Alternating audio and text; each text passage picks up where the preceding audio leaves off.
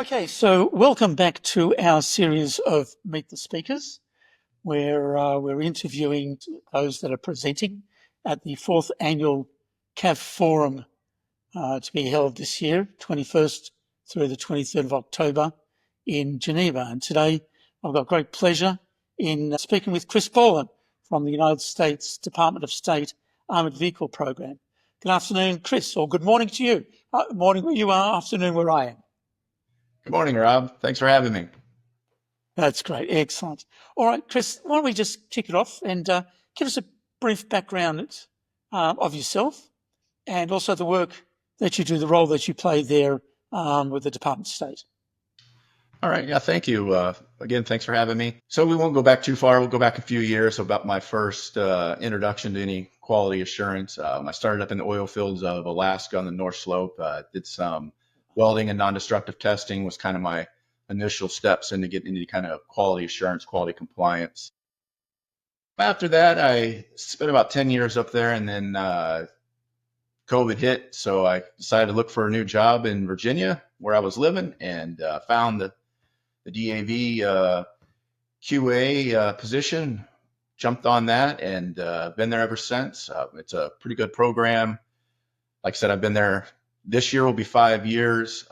As of right now, I'm the team lead and the program manager for the project, and we're focusing on any quality assurance compliance with armored vehicles that are getting produced for Department of State. For that.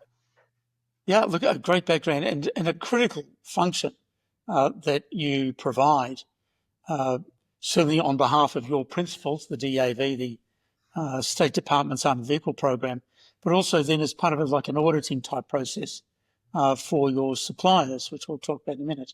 All right, so maybe you can give us a brief overview as to some of the issues that you're going to cover in your presentation at the 4th Annual CAV Forum.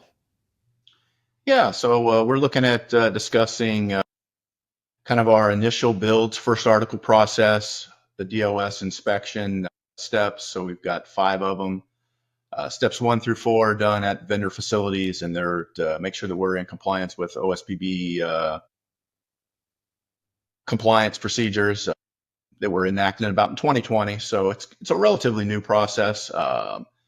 This QA team stood up in 2020, and we've kind of been going there since. Excellent. All right. No, that's excellent. And certainly part of the advantage with the CAV Forum is the networking between sessions and people being able to sort of pick your brain for the expertise that you've got. And it's interesting, the work that you do, and I know I did similar type work with the Australian government as part of managing the armoured vehicle program there. And what we found was this sort of lessons learned process where you'd pick up a fault in the manufacturing process conducted by the up armourer, because it is essentially bespoke.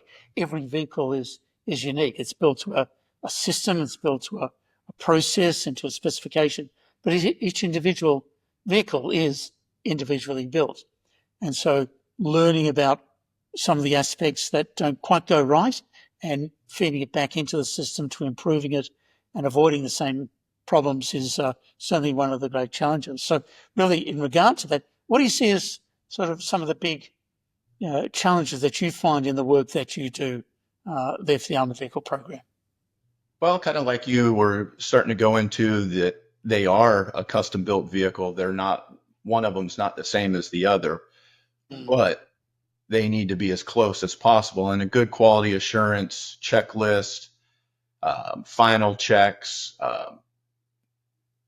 the process put in place to ensure that these are as close to the same and quality as possible is kind of one of our biggest issues. And then our second one would be just kind of stems off of that, because the quality kind of drives the business opportunity. So a lot of the business, our vendors are finding it more difficult that we're requesting a quality vehicle, and it's kind of pushing some of them out and and allowing the ones that actually are doing a good quality vehicle, pushing them to the top. So it's kind of a balancing act right now. And like I said, it's been going on for 5 years now. So I think it'll start to hopefully push the good vendors up, and the other ones that are not able to meet the expectations right now will step up and be able to produce quality vehicles.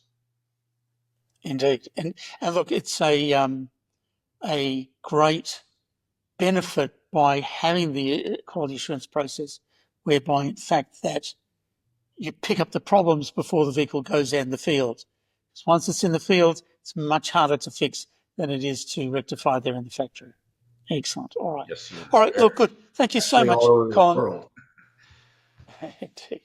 All right. Thank you so much for your time. We really do appreciate it.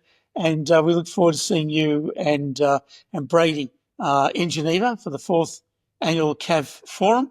And your presentation certainly will be very well received by the people attending. So thanks very much for your day. Thanks for having me, Rob. Have a good day. Thanks.